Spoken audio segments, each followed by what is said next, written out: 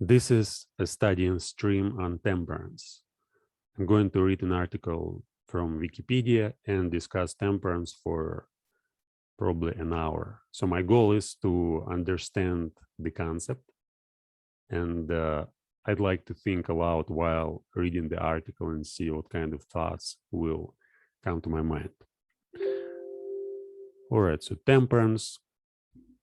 Let's first take a look at the Etymology Dictionary. So temperance here is defined as self-restraint and moderation. From Latin temperantia, moderation, sobriety, discretion, self-control. And in Greek, the word was sophrosin, translated by Cicero as moderation. All right, so temperance in its modern use is defined as moderation or voluntary self-restraint. Okay, moderation or voluntary self-restraint.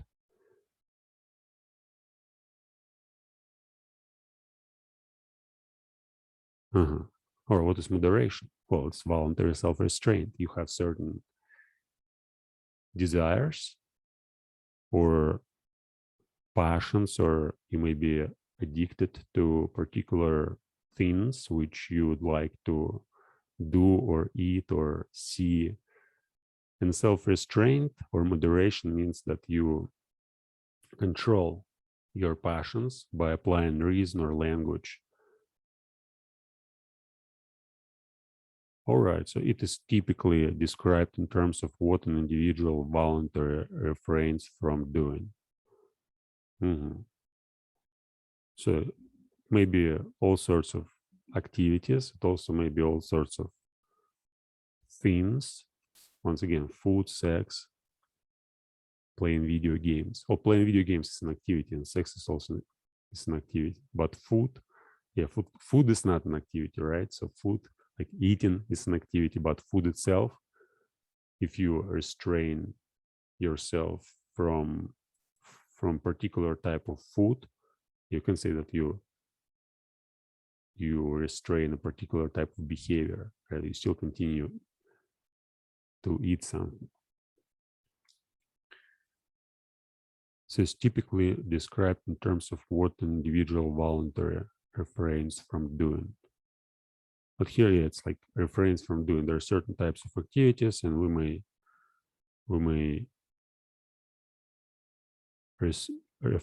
refrain from doing these activities. There's so many new words for me here. Like, they aren't new, but usually I don't use these words. I guess it may help me to enrich my vocabulary, just holding on some of these words and processing them, analyzing them in more details, in depth. Yeah, I would like if it wouldn't be a studying stream, I would like to take one word and just think about it for 10 or 15 minutes, like refrains. What does it mean to refrain from something, when it's correct to use this word?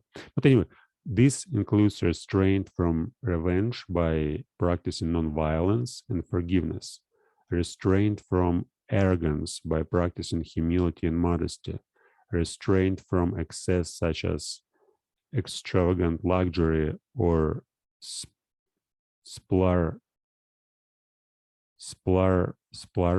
It's a totally new word for me. Okay, I'll check it out.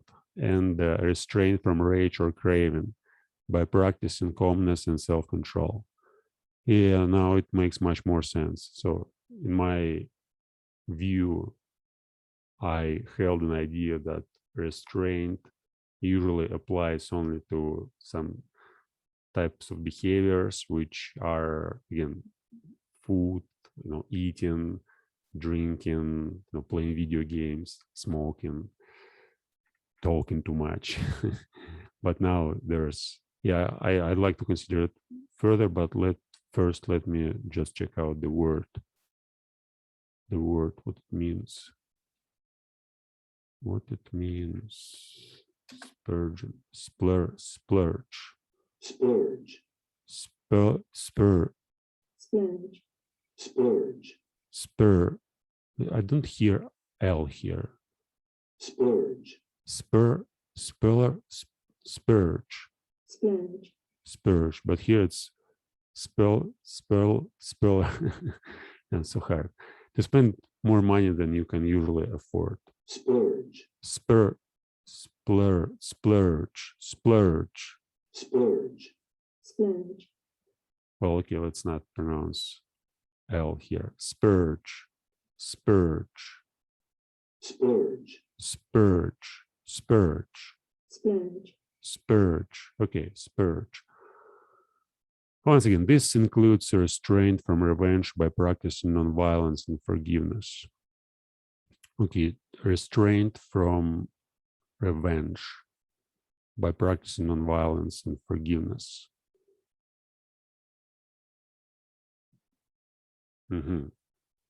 So there, in everyday life, we have many situations. I don't think I have lots of experience in terms of like serious. Well, yeah, actually I have.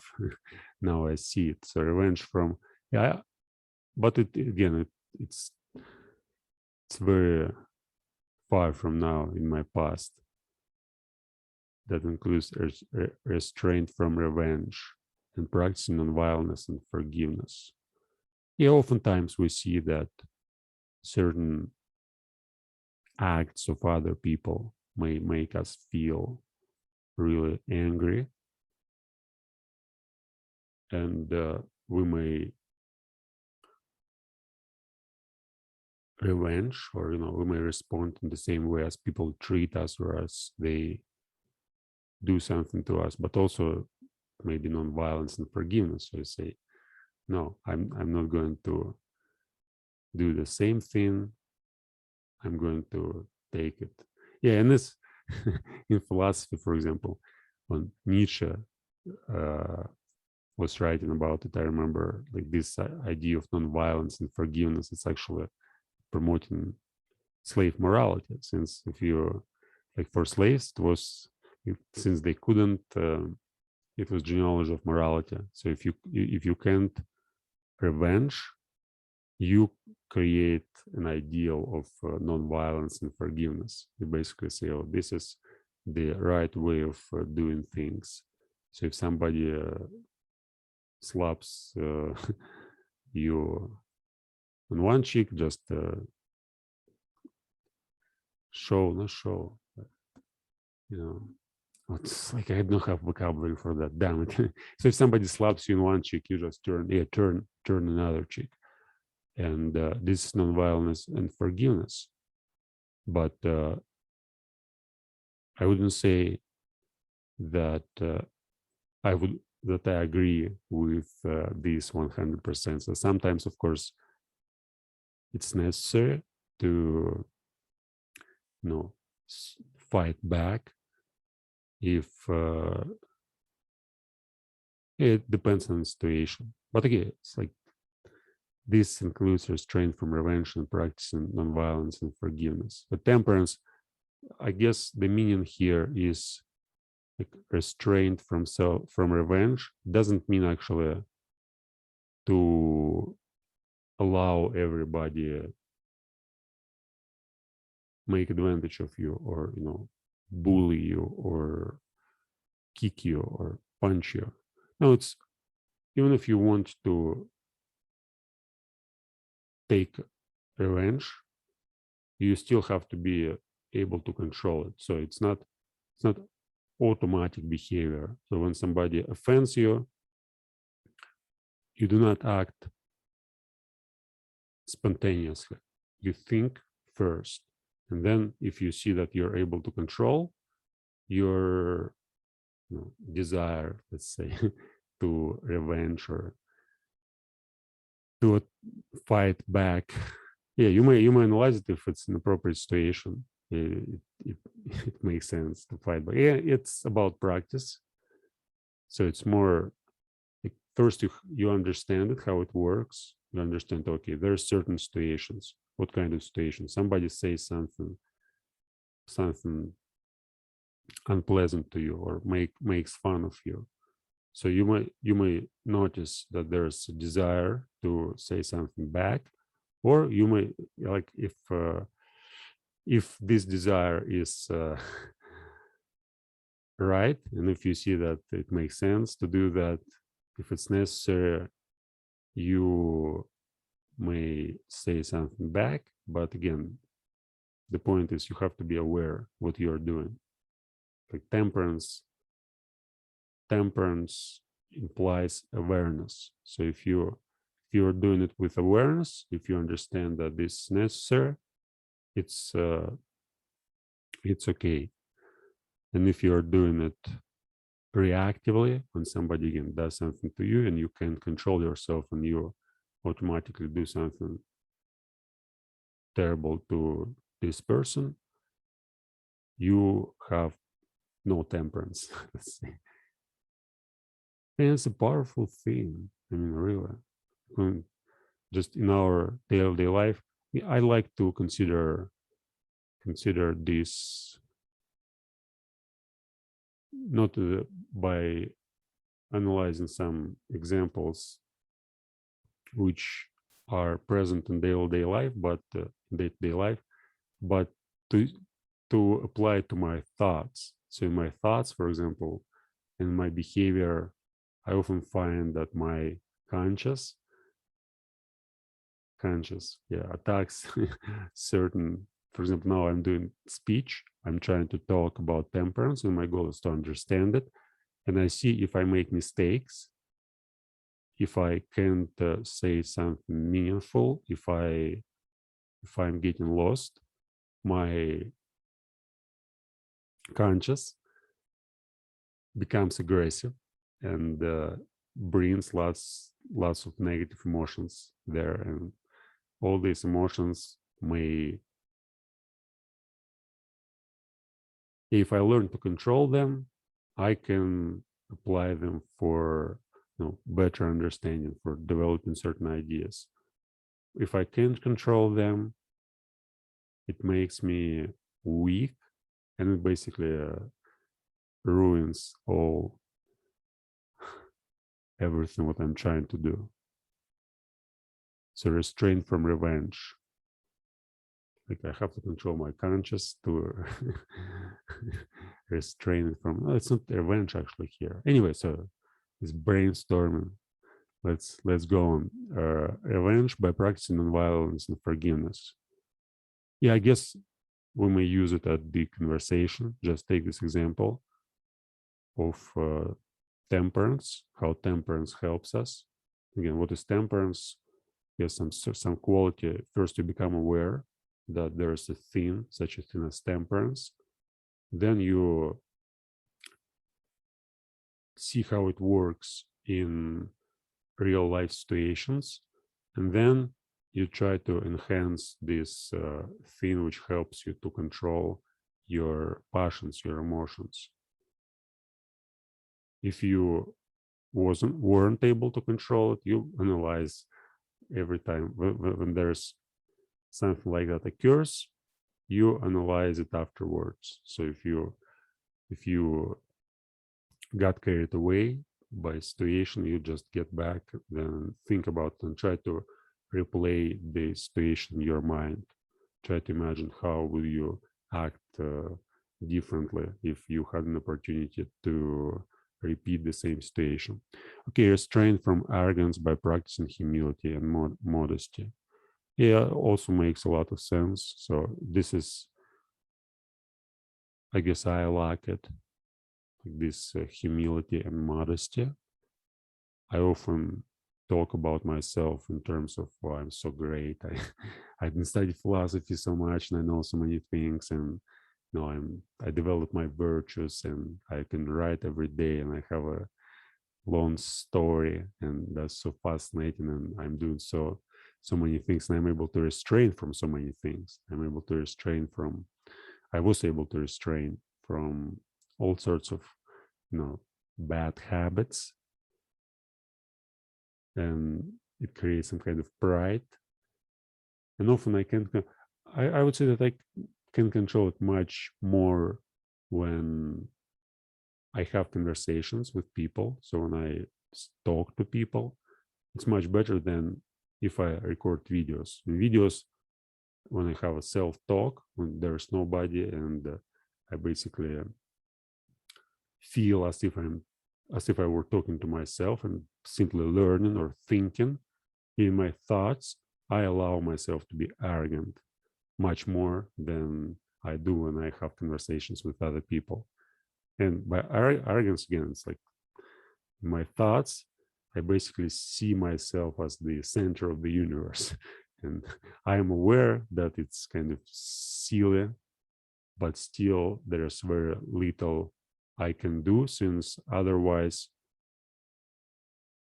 I'm not trying to praise myself or worship myself. I don't even believe in the self, but since I am very consistent in my behavior for like the last 14 years, and I basically achieve all things which I decide to do. For example, I decide to do some project, to study one particular philosophy, or to read some some books, some collected works by a particular philosopher or writer, and then I go and do that.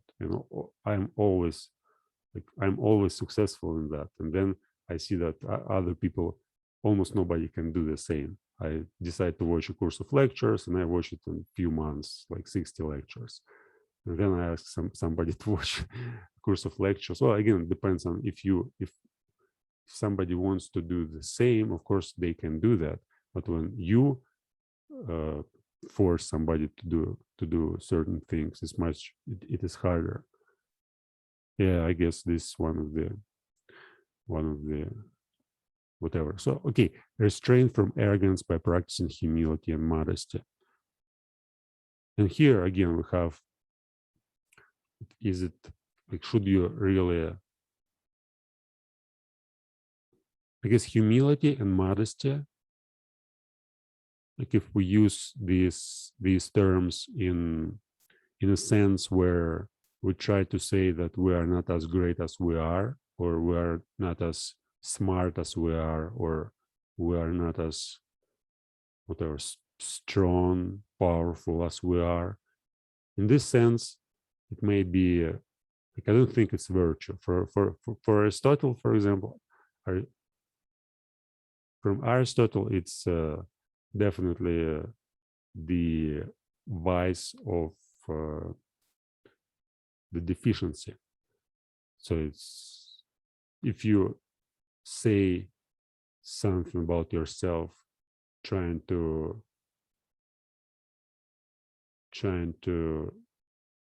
present yourself as a worse person than you are, or as again, as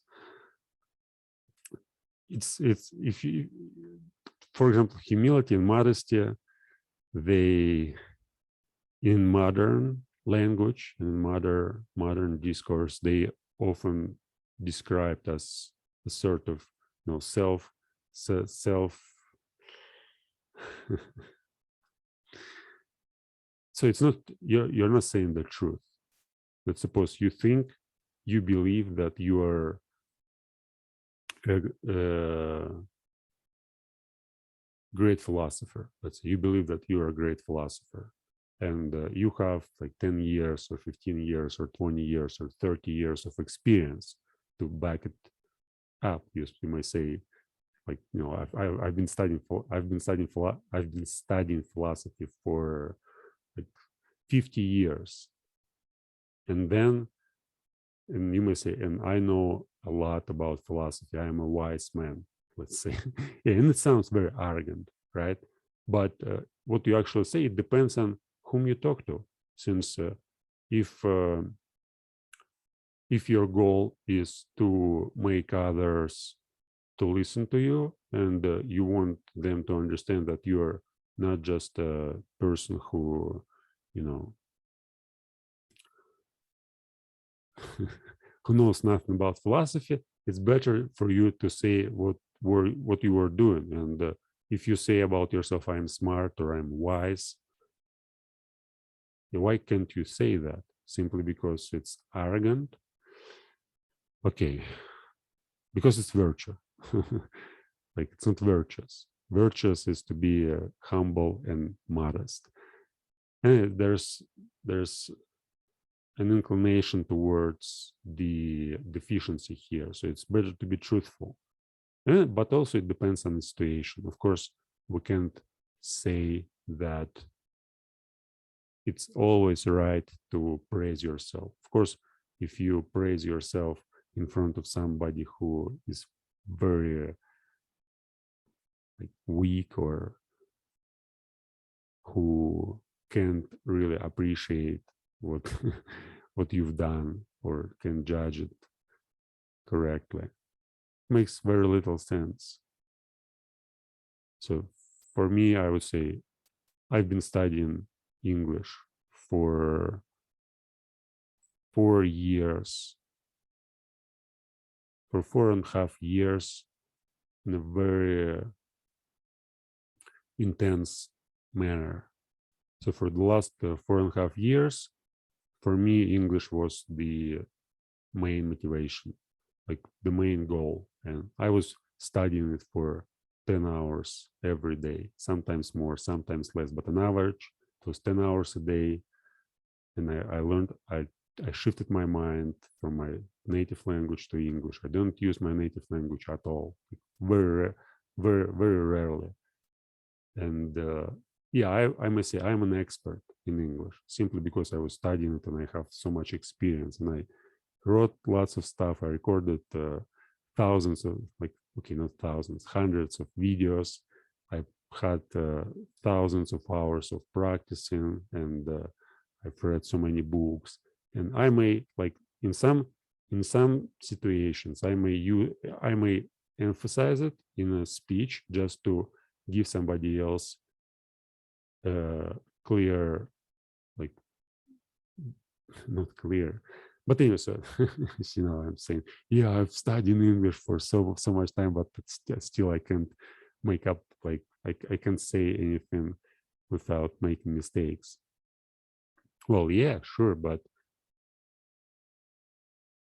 that's the point. That's why I studied. I'm so excited about studying language that I can't reach the goal. So my goal is to be perfect, to be excellent. And I see that I can do that even if I studied for 10 hours a day, every day for 4.5 years. So I see there may be so many improvements. And that's why I'm actually doing this activity. But anyway, so it's always like it can be certain in which situations you may, again, it's about telling truth. So you may tell truth and somebody will take it as if you're praising yourself or as if you're an arrogant person. And in another situation, you may tell truth and it would be something not arrogant, but something humble or modest. But I would consider it a good practice for myself just to notice whenever, at least to be aware, whenever I try. Certainly, there are certain situations where I use it on purpose, and the purpose is to give right information about myself. By it, I mean I'm saying that I'm whatever, great philosopher, let's say. And sometimes I do it because I want to, show off, or I want to make other people believe that I'm better than I am. And in these cases, of course, it's different. So what motivates me to say something? What is the intention behind behind arrogance determines whether it's really arrogance or it's not arrogance. Restraint from arrogance. Yeah, I guess I'd like to practice it. I'd like to put it on my checklist, and whenever I have a conversation, just analyzing, okay, was I arrogant in this conversation? Did I say something arrogant? Even in meditations like that, or studying streams, or meditations which I do to understand better the topic, I may always like watch these meditations afterwards and analyze them, trying to see whether or not I said something arrogant. Okay, humility and modesty. So now I see better. So there are two types of behavior, right? The first is revenge, and when we practice nonviolence and forgiveness, and temperance helps us do that. And restraint from arrogance, restraint from revenge, restraint from arrogance, practicing humility and modesty, restraint from excesses such as extravagant luxury and spurgeon.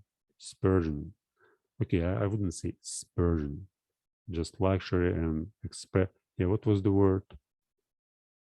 Splash out. And restraint from splashing out. Extravagant luxury. Yeah, this is my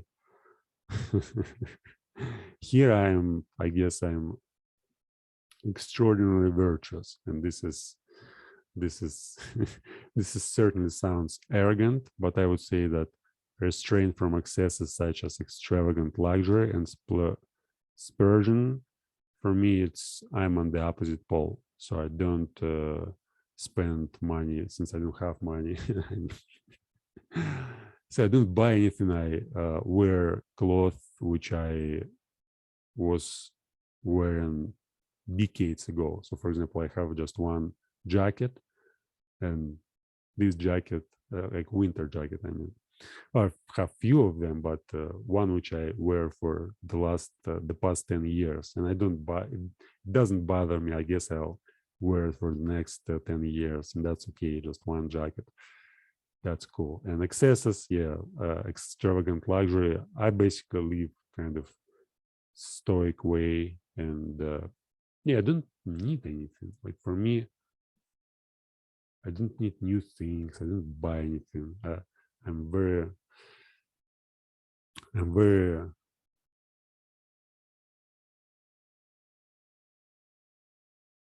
what? What's the word? Okay, very virtuous in terms of excesses such as extravagant luxury and splurging. But sometimes spurgeon, or splashing out. Sometimes, of course, yeah, I wouldn't say that it's always the case. So sometimes I may buy something expensive. I definitely buy food, which is no, I don't eat cheap food. Like sometimes I eat, but now food is so cheap. Mostly, if we compare it how it was 20 years ago, 30 years ago, I remember my childhood, I didn't have access to food at all. Like all I could eat, it was just now I eat probably 10 times more, 10 times better than I ate. Like food which I eat now is 10 times better in quality and in amount than it was when I was a child. And I basically I don't spend lots of money. It's like in Russia, $100 per month. It's enough to buy very good food. But yeah, I guess it like this restraint from excesses such as extravagant luxury and splurging, it refers to buying some expensive cars and yachts, or helicopters, or some cloth which costs like somebody have to work entire life to buy just one tuxedo or whatever, or some jewelry, yeah, some golden rings and chains, whatever. And restraint from rage or craving by practicing calmness and self-control. Yeah, rage and craving.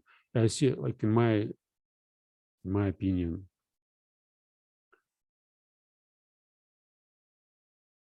I'm trying to in my life, I'm seeing this. I've read this first paragraph on temperance, and I see that I practice almost all of this for years, but I don't have like theory. It's not in a theoretical way. So I don't know these words. I don't think about these words. But I see in my relationships with people, I usually try to practice to restrain from revenge and from arrogance, from well, this like not in terms of relationship with people, but still like I practice this restraint and I practice this restraint as well. And by practicing, I mean I'm trying to be aware whenever something which involves rage and craving occurs. I write about it in my journal. I analyze my behavior, and I think how can I change it in another situation. So yeah, I use writing to practice all this, but I don't have certain names. Now, for example, I may see that, oh, that's actually interesting to think about it in terms like using like restraint from X. So restraint from X, and I may think about it on a daily, like on a weekly basis or on a monthly basis. So every month I may check out, like I may just write a goal to practice restraint from arrogance. And then every week I may check out whether when I was arrogant and just see what can I do to change it. Anyway, temperance has been described as a virtue by religious thinkers, philosophers, and more recently psychologists, particularly in the positive psychology movement. It has a long history in philosophical and religious thought.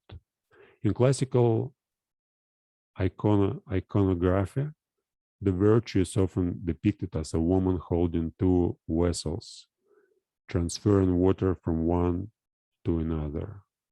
This one? It is one of the cardinal virtues in Western thought found in Greek philosophy and Christianity, as well as Eastern traditions such as Buddhism and Hinduism. Temperance is one of the 6 virtues in the positive psychology classification, included with wisdom, courage, humanity, justice, and transcendence. It is generally characterized as the control over excess and expressed through characteristics such as chastity, modesty, humility, self-regulation, hospitality, decorum, abstinence, and forgiveness. Each of these involves restraining an excess of some impulse, such as sexual desire, vanity, or anger. The term temperance can also refer to the abstention from alcohol, teetotalism, especially with reference to the temperance movement. It is also referred to alcohol moderation.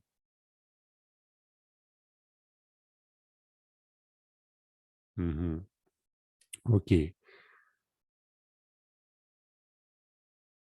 So I'd like to use, as I said, all these four types of restraint. I guess I'll use them for a conversation, and I make questions related, like to talk about these restraints. Yeah, this passage, basically, this sentence tells about religious thinkers, philosophers. It was important. Like this is also not like this temperance is one of the 6 virtues in positive psychology, generally characterized as the control over excess. Okay, the control over excess. Chastity, like it's control of sexual desire. Modesty, control of your, self-praise and control of egoism. Humility, the same. Self-regulation, well, it may refer to anything, any of these, any of the others. Hospitality. Oh, okay, to be Hospitality. Okay, I see. Decorum.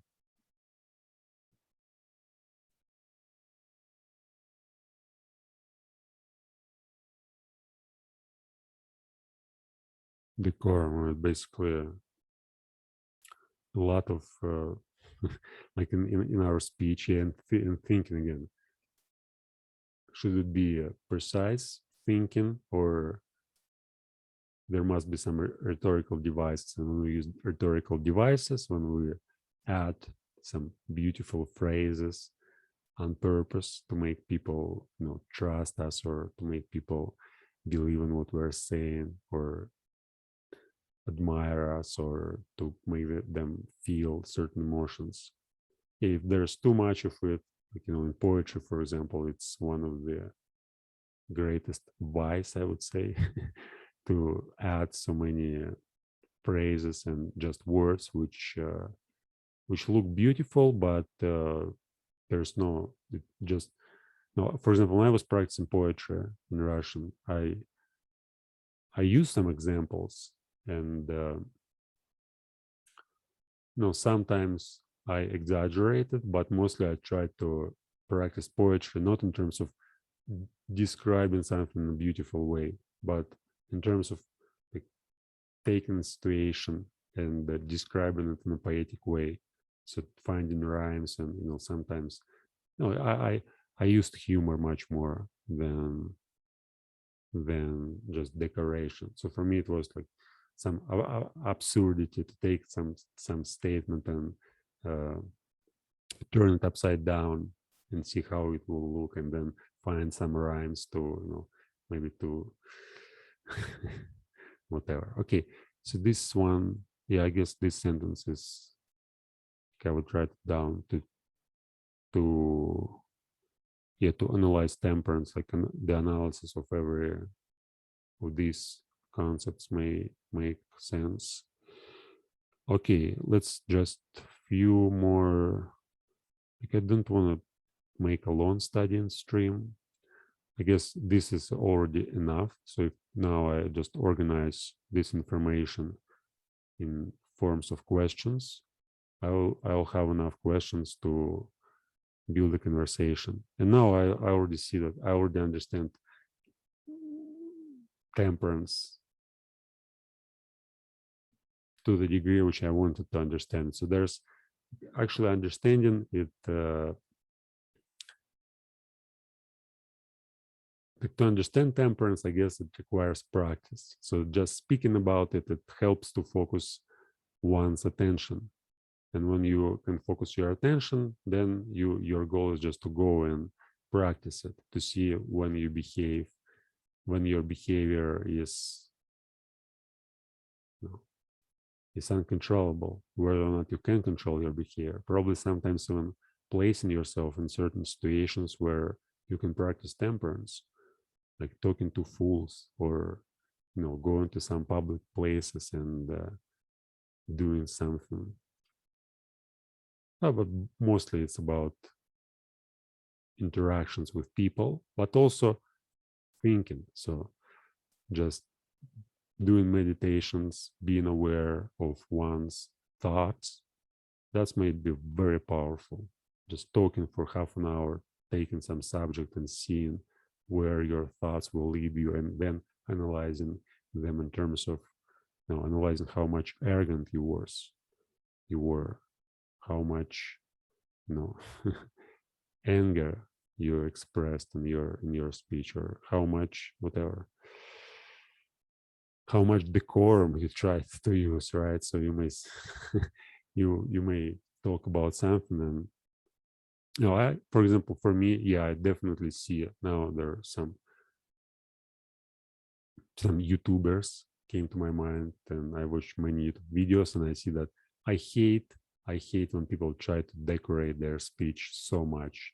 For example, they may be a conversation about a particular thing, and the person, he gives one example, but then he gives another example, and he doesn't stop there, and he gives like 10 examples, and he thinks that it's smart to give so many examples, and it sounds very, very very smart, but for me, yeah, it's I don't like I don't like when people just want to make a point, and then when they made a point using 1, 2 examples, they go and make like 5, 10, 15 beautiful examples to show how smart and how how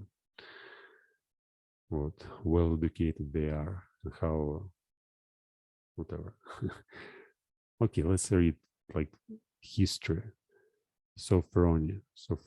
By the way, this sophronia is the same word. Let's check it.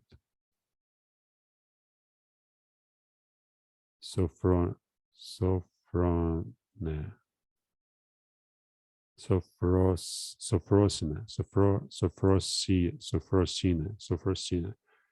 An ancient Greek concept of ideal excellence of character and soundness of mind, which, when combined in one well-balanced individual, leads to other qualities such as temperance, moderation, prudence, purity, decorum, and self-control. An adjectival form is sophron.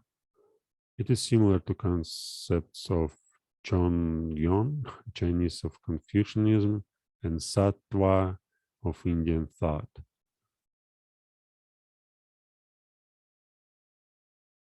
It's actually not temperance. Sophrosin. It's more broad concept than temperance. But anyway, there are 2 words in ancient Greek that have been translated to temperance in English language. The first, sophrosun, largely means self-restraint.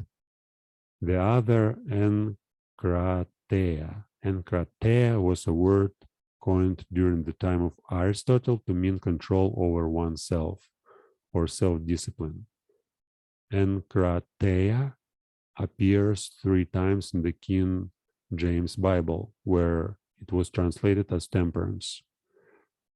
So self-restraint and self-control or self-discipline. Well, in Greeks distinguished between self-control and self-restraint, and there are different concepts. So when we think about self-control, it's not the same as self-restraint. Self-restraint is more of a suppression. So you know that you have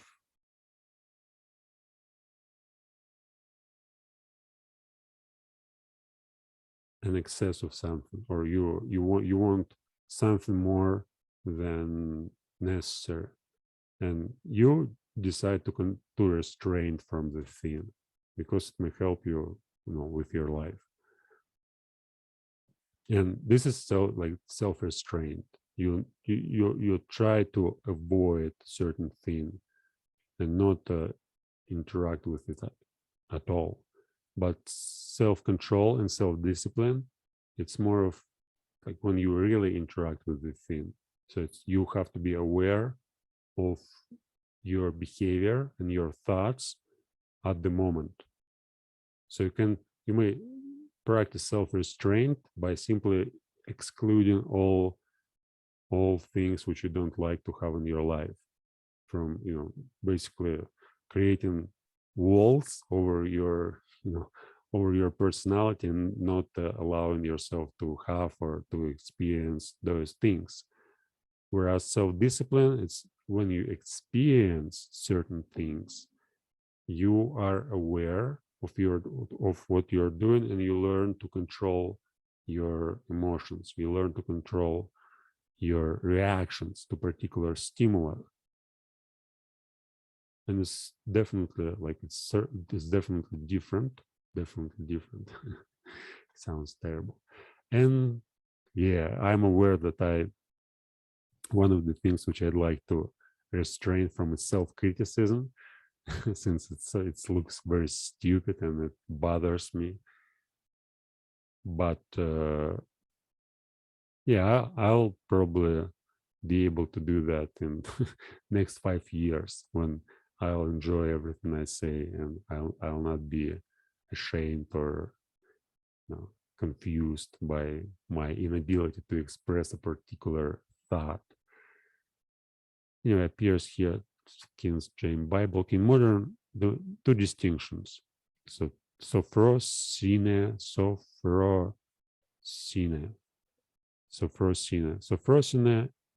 self-restraint, and enkrateia, control over oneself or self-discipline. Yeah, I guess I'd also use this for conversation. Makes sense to see how other people think about this sophrosine and enkrateia when about self-restraint and self-discipline. What are the ways of practicing it? The modern meaning of temperance has evolved since its first usage. In Latin, tempero means restraint from force or anger, but also more broadly, the proper balancing or mixing, particularly of temperance or compounds. Hence, the phrase "to temper a sword," meaning the heating and cooling process of forging a metal blade. The Latin also referred to governing and control, likely in a moderate way, i.e., not with the use of excessive force. Yeah, excessive force. Yeah, that's a nice expression, like excessive force. Like temperance, yeah, you have an excess. Your body generates certain emotions. It may be anger, and it also may be positive emotions as well. So when you wanna eat something and you know that it's unhealthy or it's bad for your health, for your whatever diet, for other purposes which you have. So you have excessive force of positive emotions which drive you towards this particular food. And if you can control it, you basically restrain from this food. And it's positive force. But negative force also, you have anger, you have lots of emotions, and you can't control them. You become, your behavior basically is, so you do something of which you later will think differently, of which you later say, oh, I did something wrong, or I got mad and I've done so many stupid things. It's easy to see when we're drunk. So I guess many people experience that when you drink more alcohol than, a lot of alcohol, let's say, and then you do all sorts of silly things which feel quite normal when you're doing them. But then when you wake up in the morning, you think, oh, damn, I've done so much stupid things. And then you blame the alcohol. You say, oh, I was drunk. That's okay. Whenever we're drunk, we're allowed to do stupid things. Yeah. Well, I don't have fresh experience of that since I haven't been drinking for 14 years. I guess for the last 14 years, I drank maybe like to the degree when I was really drunk, I didn't drink at all. But there were probably 10, 15, maybe 20 cases when I could drink just, 100, 200 grams of vodka, which is almost nothing. Just feel a little bit, unusual then, yeah, okay, doesn't matter. So I'm talking about myself. It's unnecessary. I like this expression, this phrase, excessive force. Anyway, temperance is a major Athenian virtue, as advocated by Plato. Self-restraint, Sophrosian, is one of his 4 core virtues of the ideal city, and echoed by Aristotle in Charmides, one of Plato's early dialogues. An attempt is made to describe temperance, but fails to reach an adequate definition. According to Aristotle, who restricts the sphere of temperance to bodily pleasures, says temperance is a mean with regard to pleasures. Okay, I'm not going to go on and read Buddhism, Christianity, Hinduism, Jainism, contemporary organizations. So I guess it's enough for brief analysis of temperance. Today I will make questions. Tomorrow I probably will make another study and stream or morning meditation where I'll take certain questions which I'm going to make today, and I'll just analyze these questions to see how I can build a conversation around these questions. Temperance, if you wanna, it's not about becoming a good person, or it's not about becoming a virtuous person. You don't need to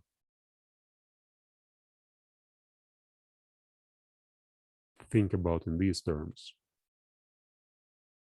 It's more of becoming, developing certain qualities, developing certain features in your character which allow you to live better, which allow you to live more meaningful and I would say rich life, not in terms of money, but in terms of self-awareness, self-understanding, self-regulation, let's say.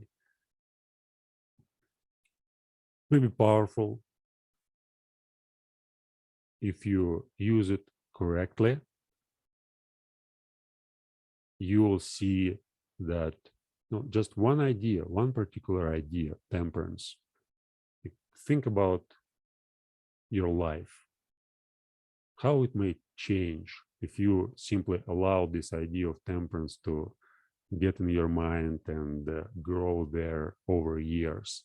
So imagine that you dedicate just 5 minutes a day thinking about temperance, like every day. Do you have 5 minutes, like 5 free minutes? Just sit down and okay, temperance, something important. Let's just think about it. Then this practice, this meditation or this exercise, it may basically transform an entire life of a person.